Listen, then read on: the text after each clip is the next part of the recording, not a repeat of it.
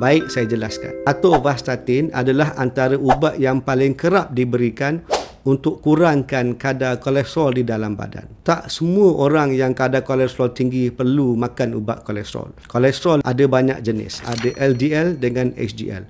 Dua-dua kolesterol ini memainkan peranan yang penting dalam sistem tubuh badan kita. Tetapi ada setengah-setengah pesakit terpaksa dan perlu makan ubat yang kurangkan kadar kolesterol. Kategori yang paling penting adalah mereka-mereka yang pernah kena serangan jantung, yang pernah ada blok dalam jantung, sumbat saluran darah jantung, kena serangan jantung, rosak dan mati setengah otot jantung. Tujuan utama kita bagi ubat atorvastatin adalah untuk kurangkan resiko serangan jantung kali kedua dan kali ketiga.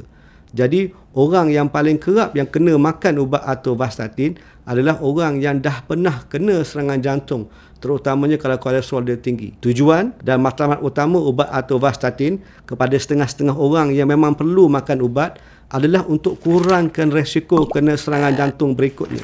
Tak ada data, tak ada bukti yang mengatakan ubat atorvastatin tu akan meningkatkan resiko serangan jantung. Kita orang pakar jantung bagi ubat tu untuk elakkan daripada kau kena serangan jantung sekali lagi. Bukan bagi ubat tu supaya kau kena sekali lagi. Kau salah faham.